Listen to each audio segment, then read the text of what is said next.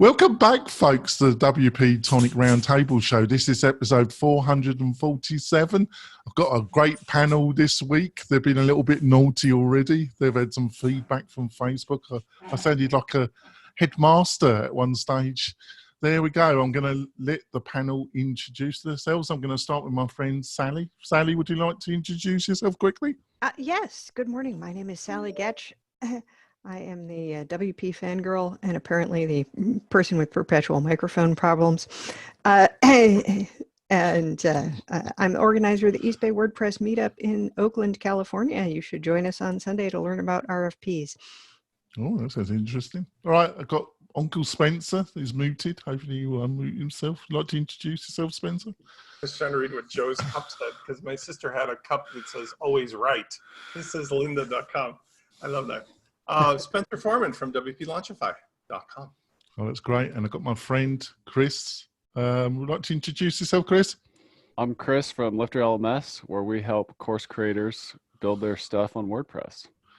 And I've got my close friend John Locke. John, would you like to introduce yourself? John Locke, SEO practitioner for manufacturing and industrial companies. That's great. I've got my new friend Joe here. Joe, would you like to introduce yourself? Yeah, Joe Casabona. I podcast and help people launch their podcasts, and I create courses. Yeah, I'm going to let you get away with that. All right, right. On to the first story. I thought we had to do this. WordCamp US 2020 date and location announced. New weekday schedule. What do you think of this one, Chris? I think it's a good move. I've been to an event called Cabo Press, and they put it during the week. And I always like that because when I get back, you have a weekend to kind of recover, get oriented, take some of your insights and move them into action. I understand why they put it WordCamps on the weekend for most WordCamps, but WordCamp US is more of an industry event. So it's more of a work week for a lot of attendees, not all attendees, but a lot of them. So I think I'm just excited for the move. I think it was a smart decision. Where is it again? St. Louis. Same place. It will be in St. Louis again next year. Shall I make the effort? I think I'm probably going to have to anyway. Yes. People may find that flights are cheaper if they're going during the week. That's true. What do you reckon about it, Sally? I have no opinion on it. I'm not going to be able to get there regardless. I mean, it was already unlikely. And then another event I have to go to rescheduled to that weekend. And there's no way I could do two things like that so close to each other. I notice a few people say that, it could be a problem to bring their kids since they're trying to encourage young people. But, for me, I don't make a lot of distinction between weekdays and weekends anyway. Yeah, that's true. I'm the same. What do you reckon, Uncle Spencer? I'm waiting to be in Las Vegas, San Diego, Mexico, because you couldn't pay me to go to St. Louis in the winter. Apparently it wasn't that cold, but yeah, I mean, the first one, Philadelphia in December, not happening. It's not the weather. It's like I'm in Chicago. Have it in Chicago. I'll see you in Chicago. At least there's stuff to do, but I'm not going to downtown St. Louis. Well, apparently from all the photos and stuff, they actually had fun, and there's more in St. Louis than you might think. I'm told because fundamentally I agree with Uncle Spencer, really. If I was in Chicago, I would have gone. I'm sorry. I detest Las Vegas, but at least I can drive to it. Vegas would be fun. Other stuff to do while you're there is what I'm saying. No, there isn't really, because it's all horrible gambling casino crap or overpriced shows. That's a whole nother show we'll have to talk about. Yeah, we have to go down there. I don't know. What do you reckon, Joe? I think it's a great move. Like Chris said, it's WordCamp US especially is more of an industry event. People are going there for hopefully to move the chains of their business. I love that it's before Halloween because I missed all of the pre-event stuff to go trick-or-treating with my daughter. And so I like that they've kept parents in mind too. And I just think, if I don't think that one should have to give up their weekend to attend such an important networking event. So I'm glad it's on the week. I'm glad it's during the week now. All right. John, what do you reckon? Yeah, I think it's falling more in line with industry standards. I mean, the local WordCamps. I mean, I totally understand why you would have those on the weekend, because a lot of the people who attend the regular meetups they're either small agency owners, or they're people who DIY. But for the big national WordCamp, I think it's great to have it midweek, because every other marketing, web, development conference is midweek. So I think it's great. And St. Louis is a good city. There is stuff to do there. All right. On to the next story. Oh, this is a juicy one. Oh, yeah. Another tech company I can ever go at. Apple's sexist credit card isn't just a PR problem. It's a nightmare for all of us. Oh, juicy one. What do you reckon, Uncle Spencer? Well, I don't know what the problem is, because like I got my Apple card and it had a little penis on it, and my girlfriend got one and had breasts on it. Is there a problem? I don't understand. It's from Goldman Sachs, so what could be the problem? Let me explain a personal story, and I don't mind saying it, but back in the day, in the 90s, I hung out with a bunch of ski bums, one of whom was, his father was one of the founders of the FICO score. I won't say which kid it was, but his dad was one of the names in the FICO is Fair Isaac Company. So let's put it like this. Anyway, I was doing real estate development back then and for many years. And what happened in the early days of real estate was you met with a real banker, like It's a Wonderful Life, and they looked at your life and your business. They had a real relationship and they talked to you, and there was extenuating circumstances. Maybe you got the money, maybe you didn't. Then this FICO score thing got created. And even though it's not this monster that it is today, like all of a sudden the humans started getting removed, pulled out of the process of making decisions. This is just the natural extension of the world we live in, where some dude or woman or somebody as a team made an algorithm and they put in all this biased bullshit. And, you know, where's Morton when we need him? And it spits out these obvious results, which is like, Steve Wozniak's wife is probably the one that runs his whole entire enterprise, is the two of them, and she ends up becoming a pauper because some guy at Goldman Sachs programmed in, well, surely she couldn't be good credit risk. Well, you only had to link two words together, Goldman and Apple together, and you knew what was going to happen, didn't you? I mean, it's just like it's shining light on all of the mold that's around the bathtub. You know what I mean? Like just seeing what was already there, it's just making it more clear for everybody. This goes to the lady of our panel. What did you think of this, Sally? Okay, I hope my internet holds steady enough for me to answer. You know, sad but not surprised. Sort of as Spencer says, I think it's, in a way, it's good that it happened, and that it happened in a way that could be publicized like this. I'm sure it happens with all kinds of cards and companies. But the fact that it happened to certain people who are in a position to know their credit rating should be better is, you know, helps us to recognize that, yeah, these algorithms are not somehow, you know, are not unbiased. They do not eliminate bias from the system. Frankly, I'm astonished, because I once had a credit card that just like kept increasing my credit limit, even though I had essentially no income and could never pay it off. And finally learned that the best thing for me is not to have credit cards at all. Sure. What do you reckon, Chris? I don't really have a comment, just besides that I'm just generally interested in the conversation around the institution of marriage. And I'm married, I'm happily married. And but then there's like this argument against the institution of marriage as to the tax implications if you don't want to get married and all this stuff. And I think this just shines the light on, well, if you are married, shouldn't both partners be treated equally in terms of their credit score or looked at together? It's just an interesting lens at which to look at the institution of marriage. That's my only comment. Right. Yeah, that's interesting. What do you reckon, John? You know, for one, the Apple card, basically it's Goldman Sachs using the positive brand image of Apple in order to lend people money. Goldman Sachs took $10 billion in the bailout in 2008. 3 years after that, they outsourced 1,000 American jobs to Singapore in order to make more money. Yep. But why didn't the free market just let them go under? Where's my bailout? Where's your bailout? Anyway, where's the actual free market? Yeah, it's anyway. Well, it's very free, very free. It's very free for some people. Yeah.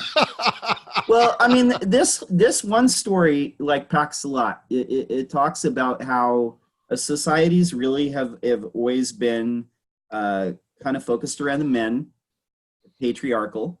It's only been recently that women have had any type of equal footing.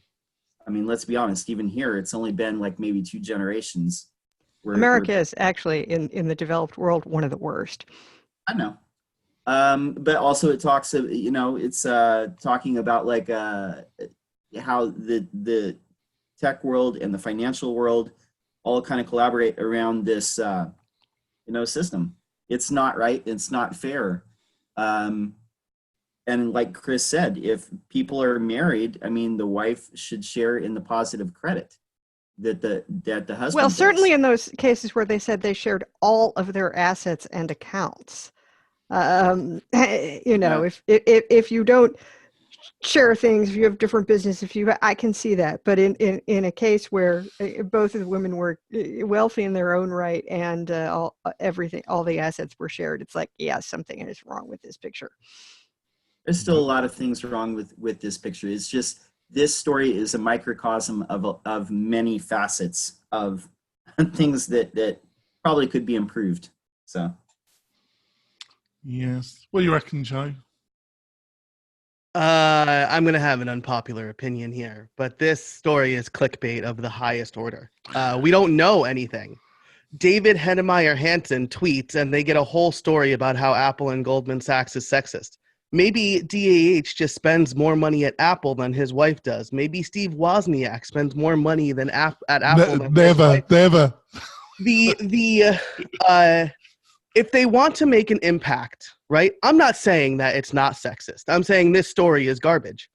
If they wanted to do real investigative journalism and look into it and interview all sorts of people who applied for the Apple card and even maybe, just maybe, link to the statement that Goldman Sachs made, like they quote a single line, and then they say, like God, algorithms often work in mysterious ways. It shows just a fantastic misunderstanding of the financial and the tech space. So I'm not saying Goldman Sachs is not sexist, but I'm saying this is a terrible news article written by a journalist.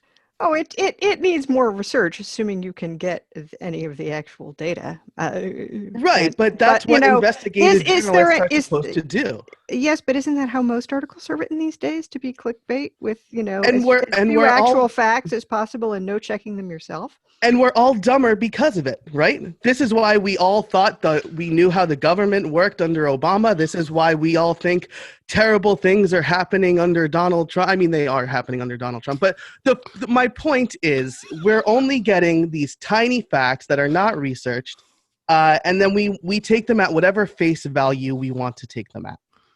It is in the opinion section, though, in all fairness.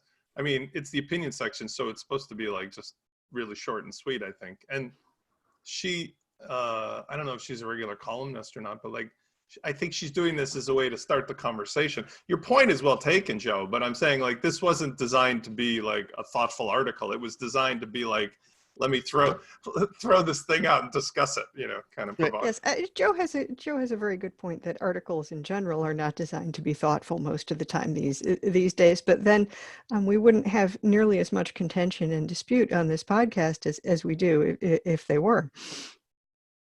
So yeah, that is true, and it is labeled as opinion. But no people. I suspect people who are sharing it. Certainly, the way. I see where you're coming from, Joe. Actually, because it might be under opinion, but it's in a proper news. Yeah. Well, it's supposed to be a proper. Sean Hannity is also supposed to be opinion. Yeah, and people you know, just take when he whatever- goes into Yeah. a certain publication, even though you're probably deluding yourself, you expect a certain standard.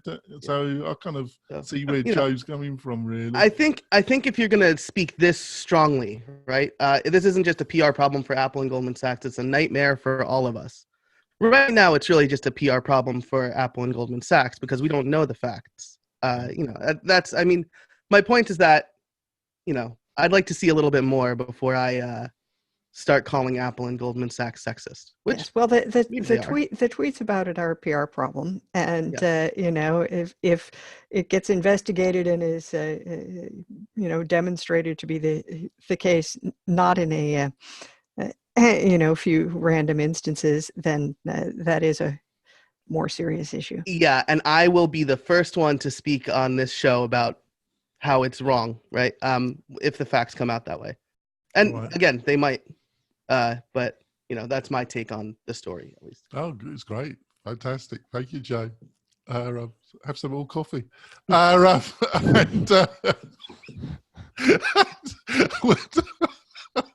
Almost gave my mic a bath there.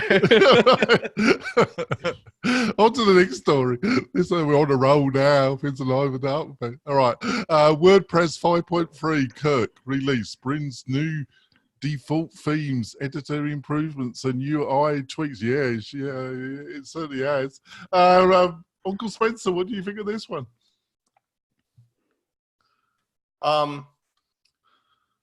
The only thing I can tell you about this update, because it says I'm muted. Am I muted? No, I'm no, not. we can hear. So the only thing I can tell you about this one is I don't actually think it's going through your mic though. Is it? Is it messed up? Hold on, I have a problem. Well, it's going through this, right? Just farther away. I don't have my mic in my mouth. Oh, right. Okay. Anyway, so the only thing I can tell about this one, because I do, unlike a lot of people, I just do updates and let the chips fall. This one effed up the admin dashboard with some unwanted CSS changes to things like checkboxes. And I don't know what's going on there yet, but yesterday I was making a series of videos for a course and I did the update and all of a sudden everything in the admin dashboard looked different. So I'm not sure if that's me or if it's one particular plugin, but I really don't like it when they impose admin CSS style changes without some kind of obvious checkbox. Maybe I have to look into it. I believe I have not done the update. I believe the admin CSS changes are for accessibility purposes. Yeah, but I think when they did it, they imposed some jQuery CSS on us, which, by the way, is not bad. I understand the unifying of the dashboard. I just sort of feel like these are those things that when we talk about that conversation from months ago, remember when they were going to impose the changes of any updates and then you had to opt out of it? Like, maybe it's time to start thinking of, if it's going to change the look and the feel of all your stuff, maybe there should be an obvious, like, and by the way, there's a new checkbox in the dashboard that says, turn off the CSS bullshit or something, because this is a minor problem. I didn't have a big deal, but all of a sudden I thought, well, it just changed yesterday, and oh, right, 5.3. It can be disorienting, I think, to clients to have stuff change like that, even if everything is working fine. Because if you haven't been sitting around looking at the all the discussions of what's coming out, then it's a big surprise. And imagine if you had one of these modern cars like a Tesla that can do automatic updates. You're driving your car, you're used to where all the controls are on the digital dashboard. You stop at a gas station, go in for a cup of coffee, you come back, and there's a sign that says, oh, by the way, 5.3 updates happen. You're like, cool, turn the car on, all of a sudden everything's in Chinese. You're like, what the hell just happened? Like, I can't drive my car. I was just, that's the feeling that I get when these kind of things happen. Has it actually like rearranged where stuff is? And no, what it did is it took, for example, this is minor, but it took like normal big square black and white checkboxes and made them little tiny, like, really heavily rounded blue with like the checkbox is not really straight. It's off into the corner, the kind of stuff that would annoy the hell out of a client. If all of a sudden their entire I'll have to check, because they made changes on purpose, but I'm not sure what you're seeing is what's supposed to be there. Yeah, and I could be wrong, but when I went back, it seemed to be the only changes were coming from the core of WordPress, and then I looked at the stuff. So who knows? You need a good support company, Spencer. There we go. Chris, what do you think? I'm excited about it. I like seeing Gutenberg moving forward. The nested block in the cover block was something that I was kind of personally waiting for, and it's really one step closer to feature parity with page builders. I mean, there's a long way to go, but to be able to do like a hero image and put like a call to a headline, a subheadline, and a button on there, this was a feature that just gives you a lot more page builder like modern functionality. So I just like seeing Gutenberg moving forward. Right, yeah. Joe, what do you reckon? Well, I'm most excited for my friend Francesca Morano, who was one of the release leads, and she's amazing. And she was very nervous about all this, so I'm glad things seem to go swimmingly. I am most excited for the 2020 theme. I feel like this is the first theme since like maybe 2015. Was that the one with the rail on the side? That's looked really, really nice. Maybe it's 2016 I'm thinking of. But I love think it's the way 2015. 2016 was especially blah. Yeah, right? Okay, cool. That's awesome. So I'm like really excited for the 2020 theme. I'm using it on one of my websites, and I think it looks just super nice. The improvements to the block editor are really good, and I think I saw Rachel Cherry tweet out about how there's been significant accessibility improvements based on the audit feedback that came out. So that's also very exciting to see. Right, yeah, I think we go for our break. When we come back, I need to mention my sponsor because I forgot to do it at the I was beginning. just going to say, wait, I don't think we heard about the sponsors at the No, I've got to beginning hear of the about your show. sponsors, my beloved sponsors, my true friends. I love you, sponsors. We'll be back in a few moments, folks. Coming back. And I want to quickly talk about one of our sponsors. That's Breezely. Breezely is one of the most innovative page builders on the market, in my opinion.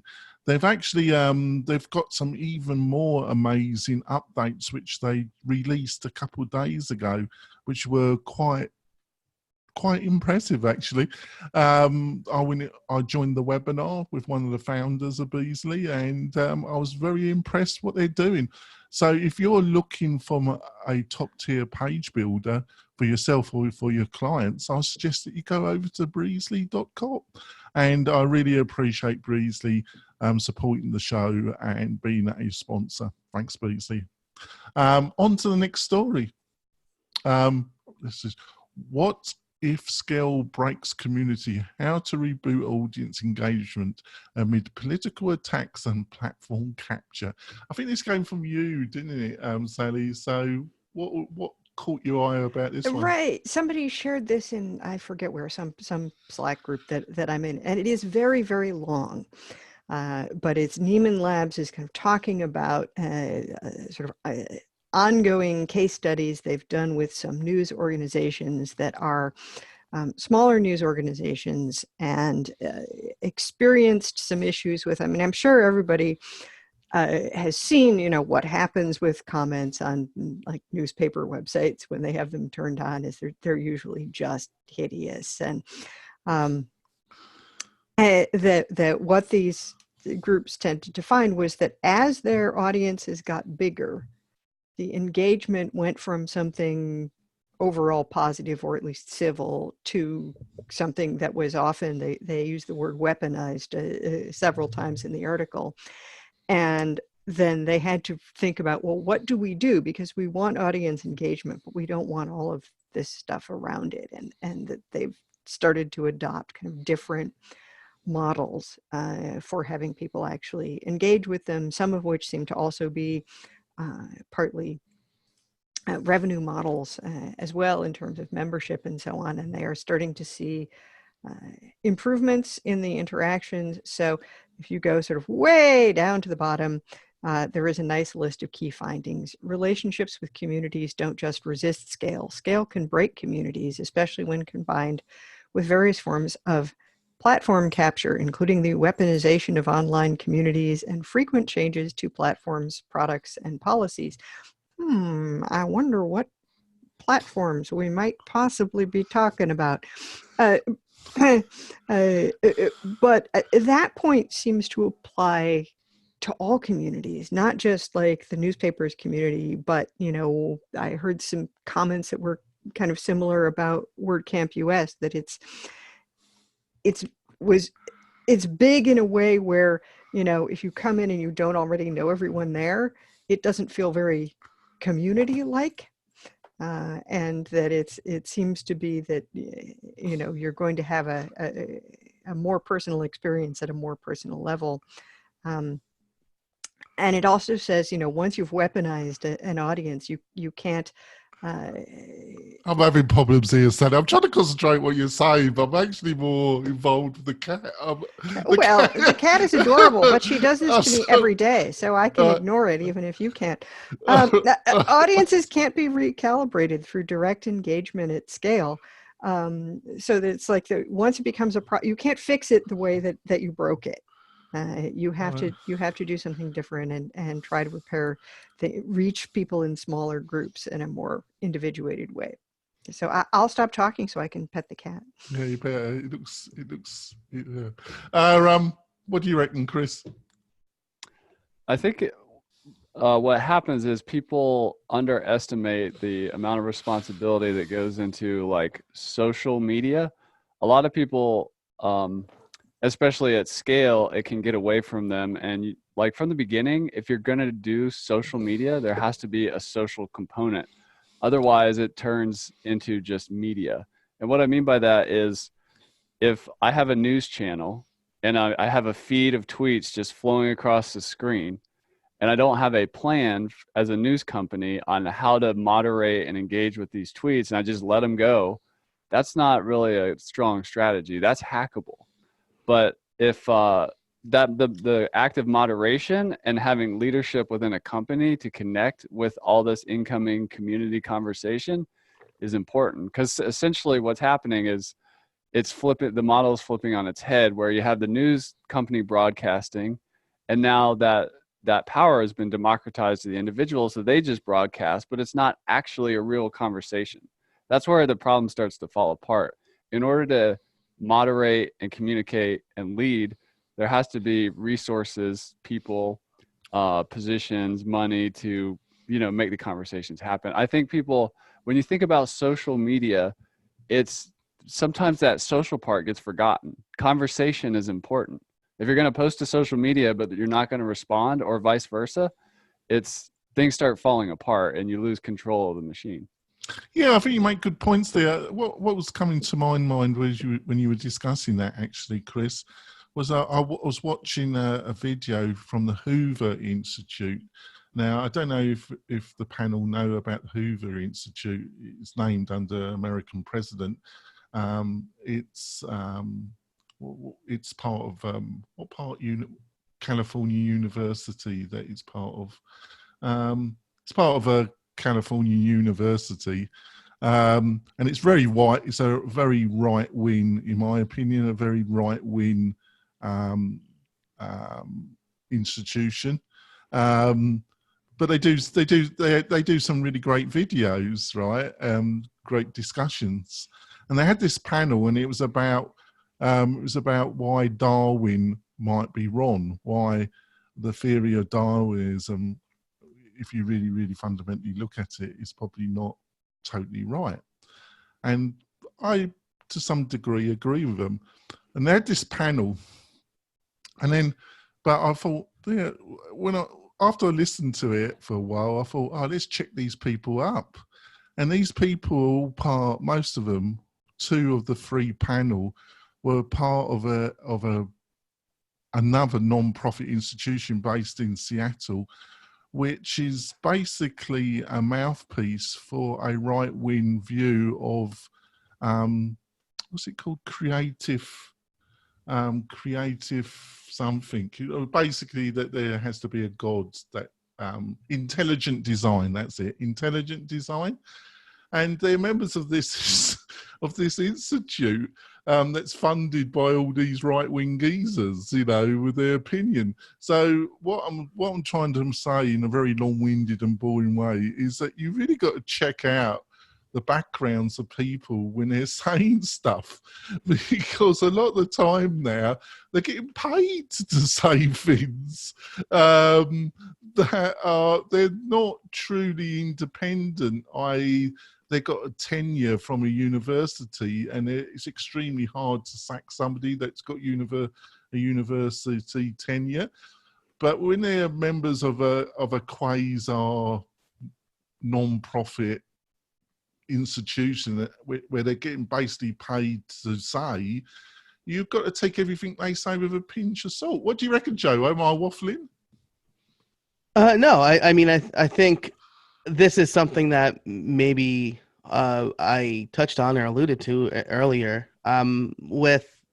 It's really hard to find good sources, deeply researched stuff, primary sources. It's hard, right? And this article that's talking about like weaponizing communities and weaponizing social media is continuing to play a bigger role in everything, right? I mean, if we look at the current political landscape, the Democratic primary, right? I feel like a lot of cues are taken from the vocal Twitter, political Twitter, right? The New York Times had a great article about that very thing, about how political Twitter is not the barometer for the views of most of people who align with a particular party, right? In this case, it was the Democratic Party, because that's who the primary is focused on this year. So it's interesting. It's hard. I don't know what the solution is. I can tell you from my own point of view that a community was, I'll use this term loosely, weaponized against me, because I said Philly sports fans are mean. And then a Philly sports blog retweeted that, and then Good Laura. They proved their right, point. and then thousands of strangers beat up on you and proved Told your point. me to kill myself. They're like, kill yours. And I'm like, Mother of God. I know. And like, I'm a well-adjusted like adult male, and I'm like, I can handle this. And after like 12 hours, I was like, this is really weighing on me. Like, it's the first tweet I ever deleted. So like it's the anonymity and mob. Yeah, but you were right though, weren't you?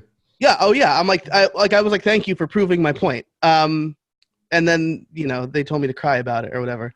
But the anonymity and the mob rule that we see in social media makes it very easy for things like this to happen, and it's a hard problem to solve. So I'm not really sure. If I can comment any more eloquently on this whole situation. Yeah, I just like. I sometimes it's not the best of my character. I've cut it down, but I used to go on certain social media and bait right winners, and I found them they're very good at handing it out, but they don't really like anything going their way.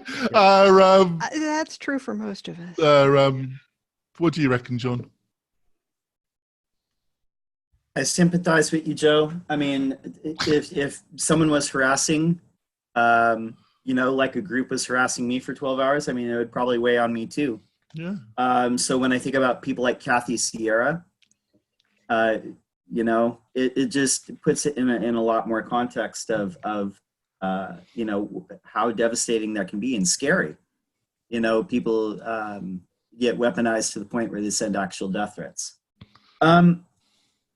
I think that social media, and communities, you have to curate your communities. I think this is interesting because, I mean, this article is really talking about like people paying for journalism, which I think is a reality. With the online model, a couple newspapers have been able to successfully do that. But with the rising cost of newsprint, the fact that the old cash cow for regular newspapers used to be the classifieds, and that's pretty much gone away. The only thing that they really have to monetize is online ads.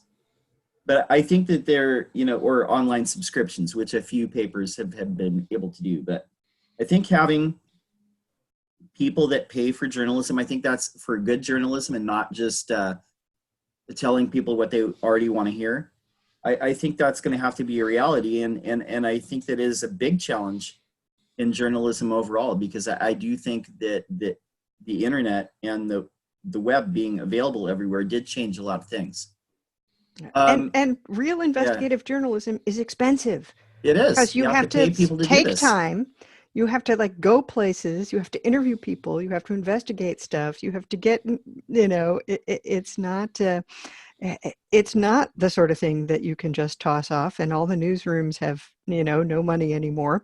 Yep. And that's, started pre-social media. That was Craigslist.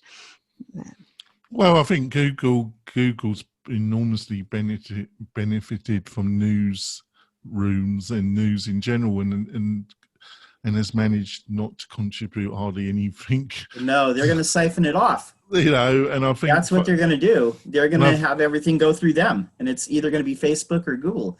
Okay, so this part, and let's touch on this, because I think this is especially insidious, because if you pay enough people in St. Petersburg to amplify a message that can be amplified. The Ruskies. I'm just saying, it's Facebook was responsible for genocide in Myanmar, former Burma, and no one seems to pay attention to that. But what I see, and I don't watch a lot of news, I don't really watch a lot of TV, but when I do walk past a news and I see often on local news, at least a lot of times they'll have at least one story per day that is something taken from social media, and that has been for several years.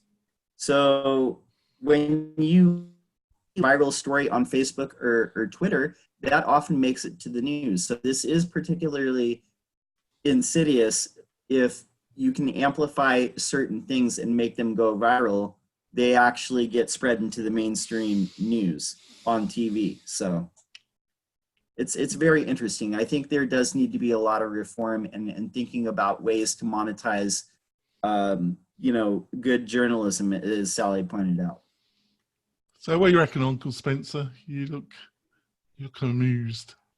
I have these are very thoughtful opinions. I appreciate I agree with everything that's been said, but I will say I have a very simple solution for this, which lines up exactly with the Goldman Sachs Apple Card and all the other algorithms. And that is that, have we not had enough of anonymous internet yet?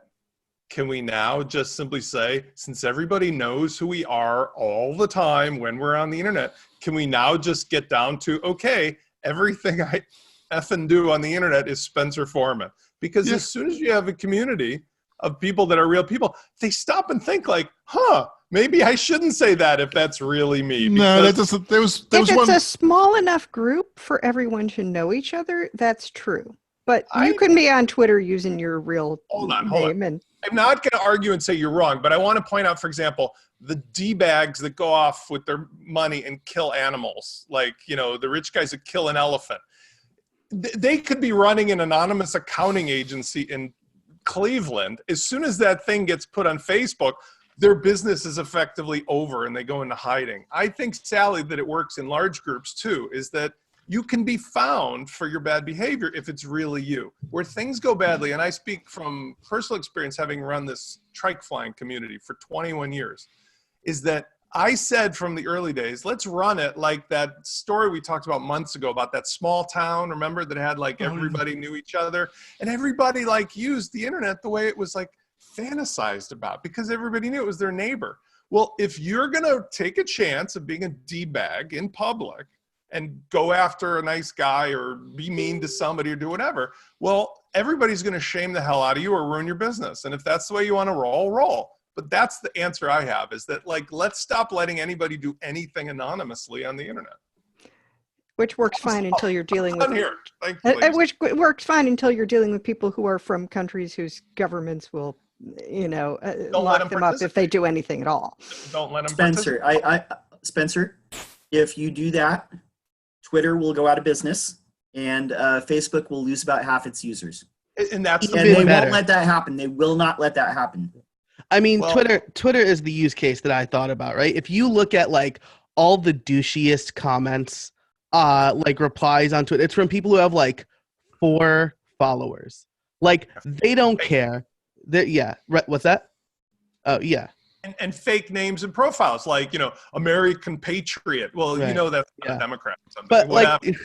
like, but like even the people who are like using ostensibly real names, right? It's like, they've got nothing to lose. They've got 4 followers. They'll just start a new Twitter account or whatever. But I like the idea of removing anonymity. But I think John is right. Like Twitter thrives on this crap, especially Twitter. Like Jack can say all the things he wants, but he's sitting on his giant pile of money going, I don't care.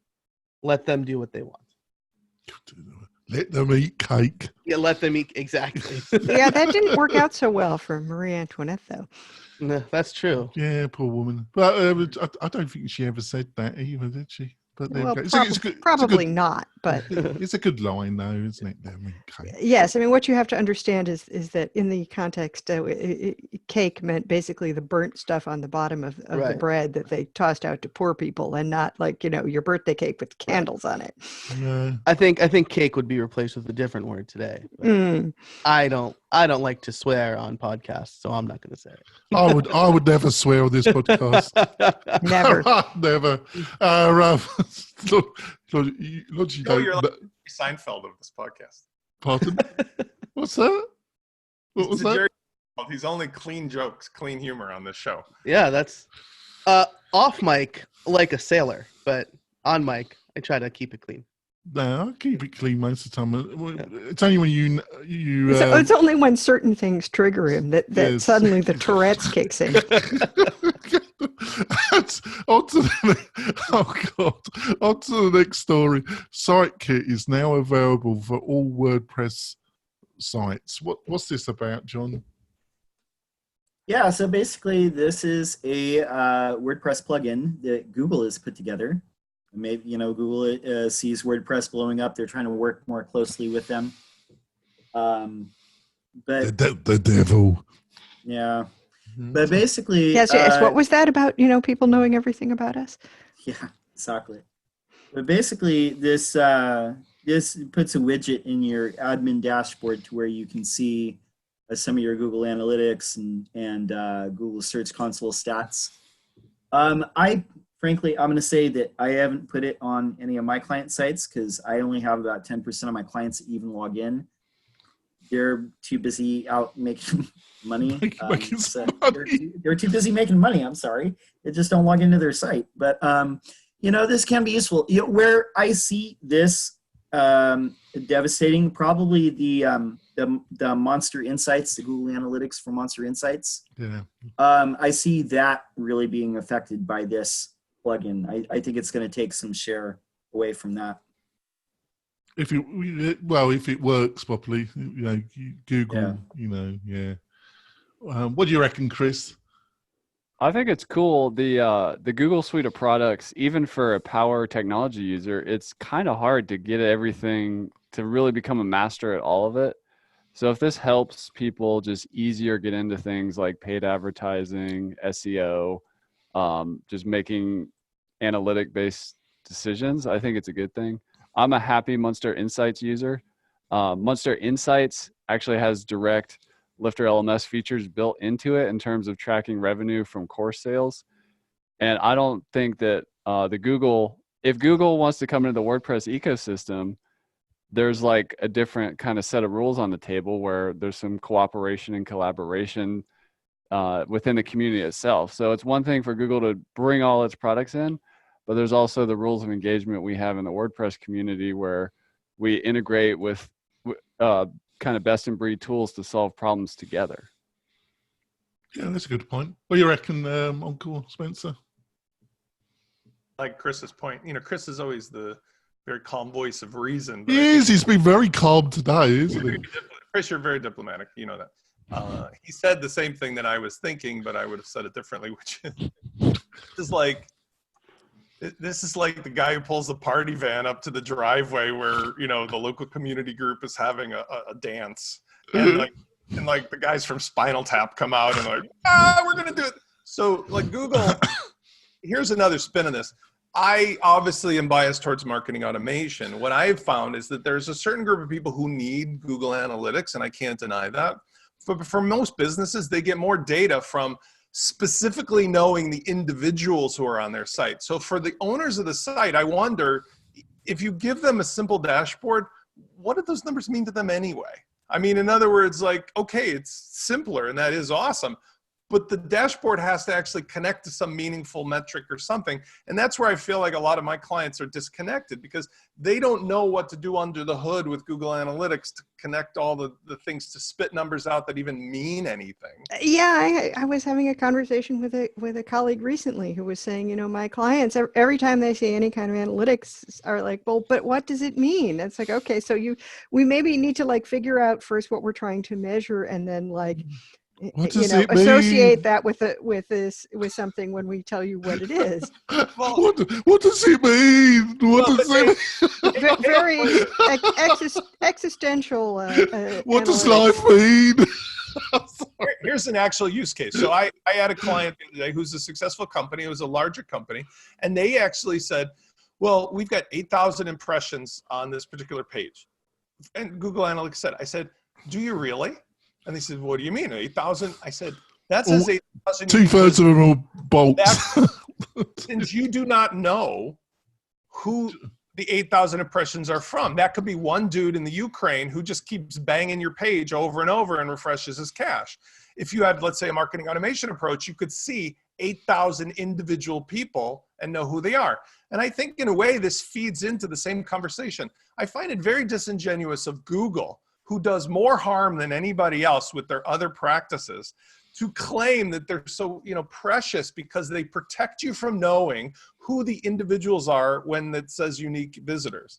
I think it would be a far greater world if we just get on with it and it says, Spencer Foreman visited your page, Chris Badgett visited your page, Sally Goich visited your page, because then at least you would know who's really hitting my page from the public, what the hell are they doing here, and what am I going to do about it because that guy's bothering me, versus this sort of like, you know, I hope you're at least asking these people their permission to have that much of their information tracked.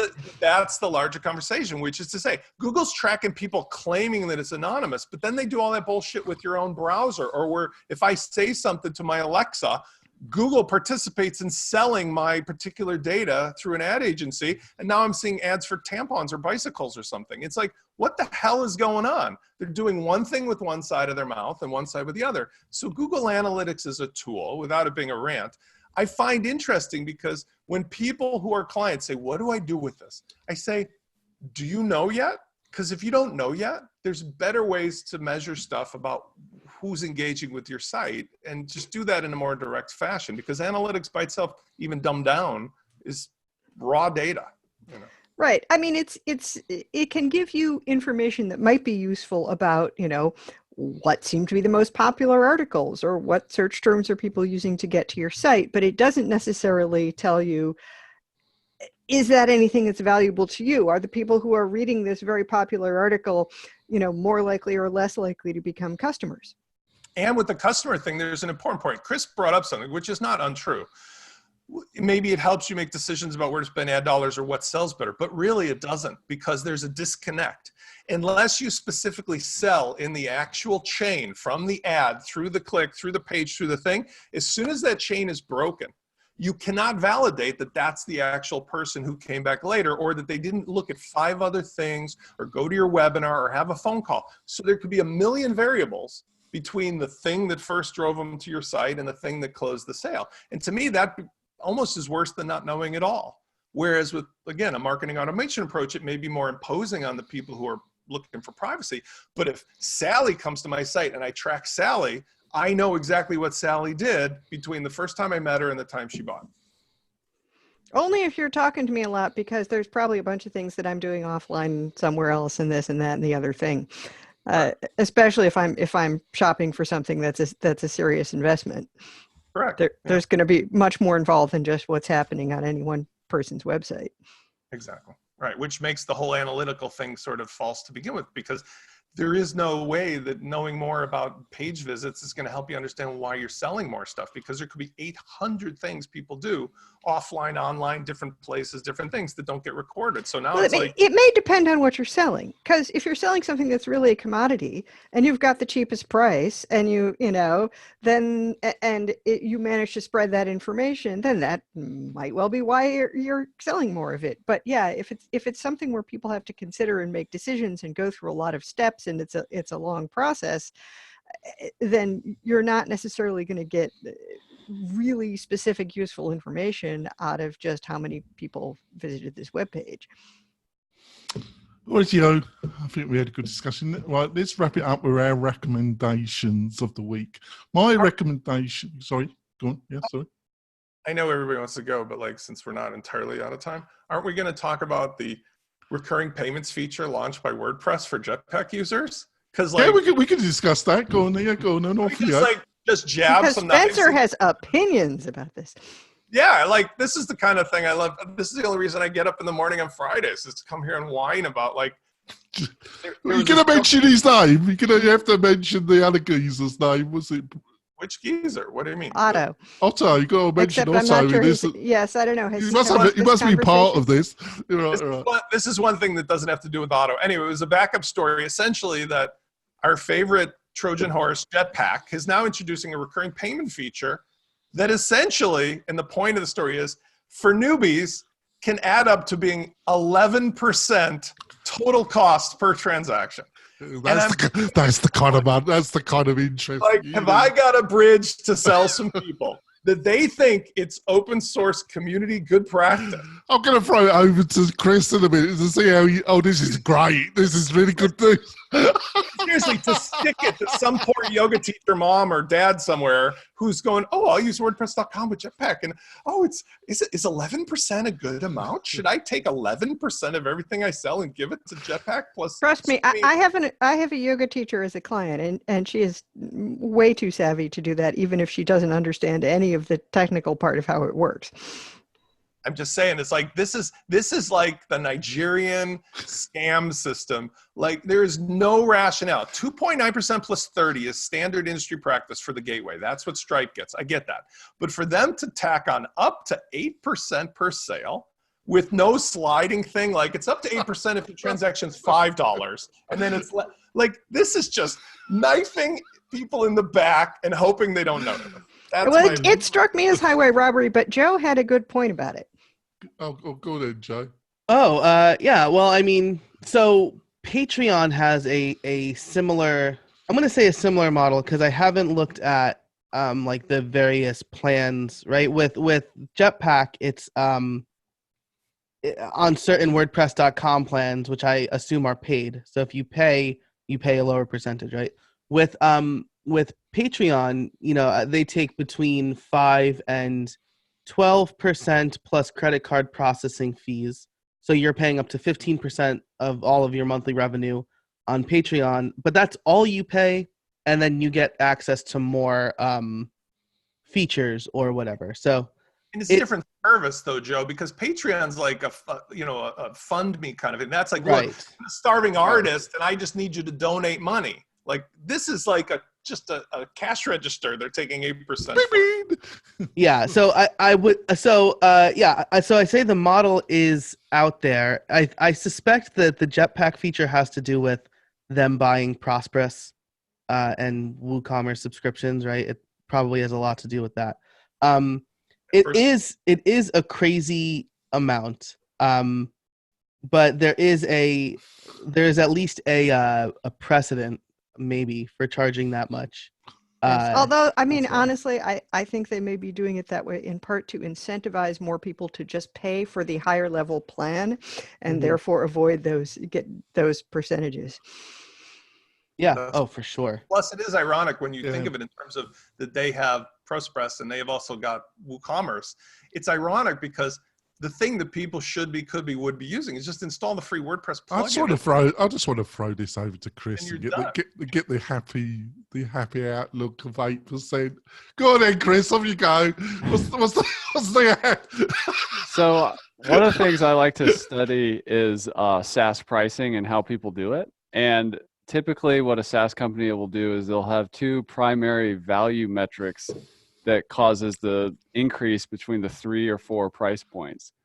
And so in WordPress has always been an interesting challenge because like with Lifter, we intentionally courses unlimited, memberships unlimited, orders unlimited, the amount of money you make unlimited, the amount of students you have unlimited, the amount of teachers you make unlimited. So this is kind of a unique WordPress issue in the software space, but traditional software companies, they do this all the time. Like ActiveCampaign, I get charged out the yin yang because I have a big email list. So my price goes up the more people that I have on my list. Well, but that's okay. You should use Groundhog. Because why are you not using Groundhog, Chris? Because what I'm saying is there's a direct ROI. Like I'm okay with it. They're jacking up the price, but it's important to me. So I just don't know how you can live with yourself, Chris. Why you won't answer the question. No, Adrian is not even here to listen to you. I'm coming to it. I'm coming to the answer. So,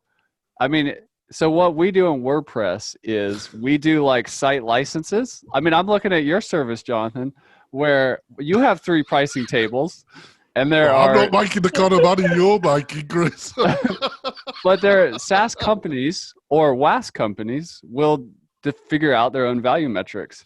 So I don't fault them for it, and I don't really have a comment because I'd really need to look closely at how they're differentiating their plans. Yeah. But this is how pricing works in software, and I would encourage anybody who's interested in pricing to go read Patrick Campbell's blog from Price Intelligently.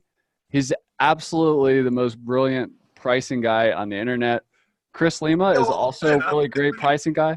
But this is Patrick's blog talks about exactly how this works. And the fact WordPress is doing this, they have the right to do it.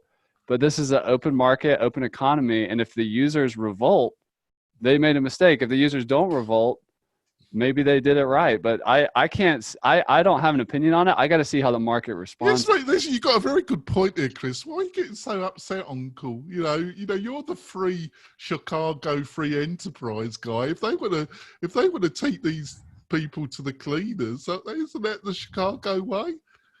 Well, they have a right. There is an open market. Let's see what happens. Maybe they make a bad move. I don't know. At this rate, they started high, right? So they can go low. But the problem to me is not that they're going to get a bunch of like complete morons. The problem is that they're going to get a lot of people who are going to see it for what it is, and then they're going to get a lot of stupid people who are not stupid in their brain, but stupid from inexperience, and they're going to just like stumble into this tar pit. And then they're going to end up in the hands of somebody with knowledge. They're going to be like, you've been paying 11%? And then they're going to feel really bad and angry. And it's going to be like one of these, they're just going to the freedom of WordPress.org, won't they? Listen, the free market economy and Chris's points are well taken, because I do agree there's oftentimes an underlying psychology motivation here that we don't understand, which is like herding the sheep or herding the cattle towards this decision or that. I just find it fascinating how when you have a larger scale company, especially an automatic, that is built on the backs of hippies wearing tie-dye t-shirts eating granola, that you can just stick your thumb in people's eyes with this Wall Street type mindset. Like 8% out of the box is such usury that literally I can't believe they can even print that, because there's no justification at all. So that's the reason why I thought the story was interesting, because let's get up and talk about WordPress and the community. And my mom is starting a yoga site and I'm going to take 11% of her gross income. It's like, F you. Seriously, that's just wrong. I would be interested to do the math on how that might compare to, say, if you are on a free or a very cheap plan at WordPress.com, how does that 8% compare to, if I want to have a self-hosted site, I have to pay for hosting. I have to, probably pay for somebody to maintain set WooCommerce up for me. It seems ridiculous to us because other options are very easy for us. But is it, compared to, say, the cost of upgrading to your, business plan for WordPress.com, which is, not terribly expensive compared to other hosting. It's, kind of in that realm. 11 grand. 11 grand out of every 100 grand you make. I mean, that's more than the city of Chicago takes from you and the state of Illinois. Who's making 100 grand on a WordPress.com site? Is what I want to know. 10 grand, you're paying $1,100 out of every 10 grand you make from your business. I mean, that's 11%. It's 11% right. of what.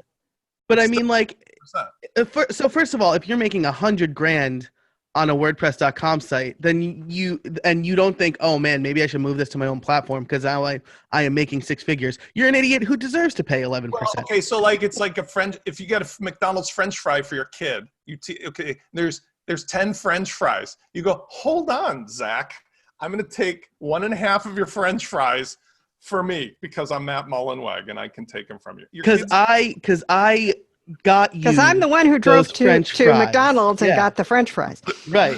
If you want French fries, buy your own French fries. No, there was somebody who did a very funny thing about how to teach economics to kids, and he did it with ice cream. He did it with M&Ms. He did it with candy. It'd be like, let me teach you about taxes, kids. You'd give them like 10 pieces of M&Ms, and then you go, hold on. And you go, this is for the city, and this is for the state, and this is for your Social Security, and the kid has 4 M&Ms. They start crying. You're like, to adulthood. Well, Automatic is doing the poor people a favor who want to come on a jetpack and have that Trojan horse in their system. Now they use this instead of. I just see it another reason why you should use Jetpack myself. Well, if that's how they're going to run it, I'm sure it's going to end up as a superb product. All right, less of the English sarcasm. Oh, that was so funny. Oh dear, that's why I keep running this show. Oh, listeners and viewers, man, you have been entertained, haven't you? Let's go on to the recommendations. I've been listening to audiobook, and it's a slightly large book. I'm about halfway through it, and it's Stalin, Volume 2. It's going to be a 3-volume. This book is 900 pages, supposedly. Waiting for Hitler, 1929 to 1941. And it's by a geezer called Stephen Kokin. And Stephen really knows he's Russia. And he really knows, he better know he's Stalin after writing these 3 volumes.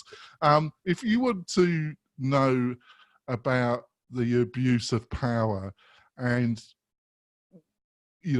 what a real psychopath really can do compared to our amateur president, you need to read this book. Every page has a little mind-blowing fact about our beloved Uncle Stalin, and I highly recommend it.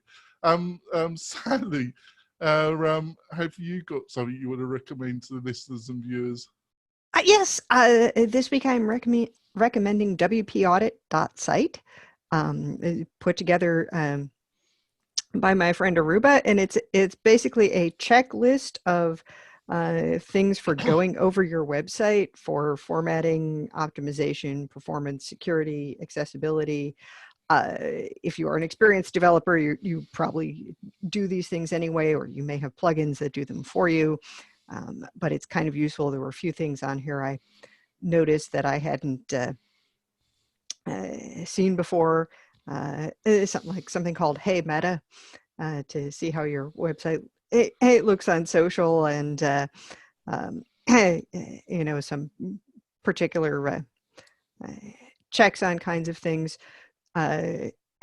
So a little tool for color contrast checking and that kind of stuff. She also has a service for doing this for you. She said, since I mentioned I was going to talk about this here, if you use the code WP-Tonic, you can get 20% off the service if you just want her to do your site audit, or you have a client who wants to. So again, it's WP-Audit.site. Yeah, make sure the link is in the chat, Sally, because it helps me. Right, Uncle Spencer. Oh dear, you've been entertaining today, Uncle. If you've got something you want to recommend. I take a couple of weeks off from this joint and I come back all saucy. Yeah. Have you got anything you want to recommend?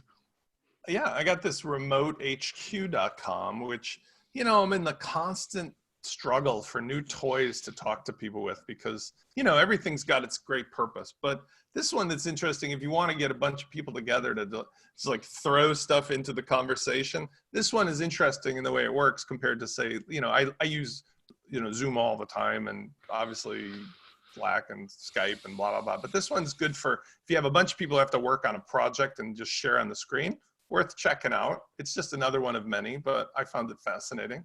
It worked for a particular client use case. Remote.com. All right, thank you. Chris, have you got something you want to share with the listeners and viewers? Yeah, I wanted to give a shout out to the team over at Tangible Plugins. They released recently something called Lifter Elements, which integrates deep Elementor integration with Lifter LMS parts. So go check that out at Lifter Elements, or it's actually at tangibleplugins.com. And they have a new release that's rolling out very shortly where they have conditional logic built into it as well. So I'm just really excited to see what they do with that.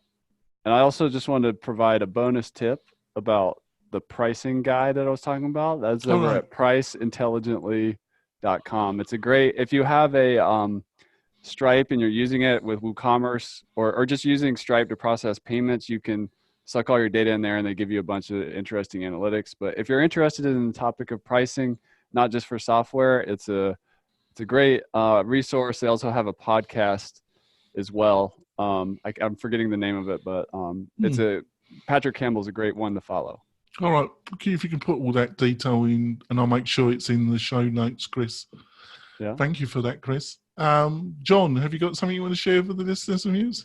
I do. A site called accessible-colors.com, and I'm using this right now as I'm building a new website. So what you do is you drop in your hex color for your text and then your hex for your background color, and it will tell you if it's AAA compliant or AA compliant. Oh.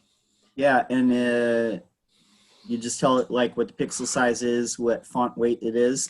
And if it happens to fail, either A or AAA, it will give you suggestions about change the background color to this and it will be compliant, or change the text color to this. So this is a real handy tool for all the web designers still putting pale gray on a white background. Yeah, I do it every day. For you guys. I do it every day. But thank you for that. That's great. Thanks, John. Joe, have you got anything you want to recommend to the listeners, viewers? Yes. So I am recommending a physical product that you can see on my wall right over here.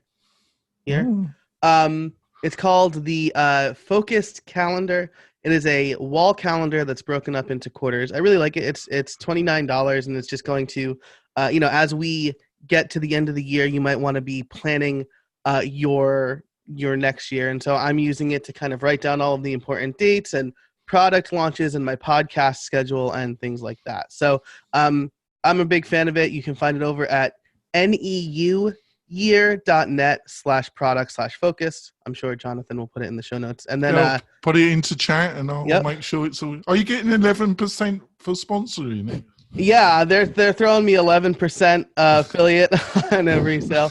But I also wanted to mention, since Chris brought up Patrick Campbell twice, I interviewed him for my podcast over How I Built It, and we had a really good conversation about pricing and psychology. So transcript is there if you want to read it or if you want to have a listen. I really enjoyed it. I learned a lot from that conversation in particular. I have to get him on the show in the new year. I will. Well, thank you, panel. I think the past few episodes have been highly entertaining. I've got to say, you've been at your best today. So we're going to wrap it up now, folks. We'll be back next week with another great panel and hopefully another great discussion. We'll see you soon. Bye.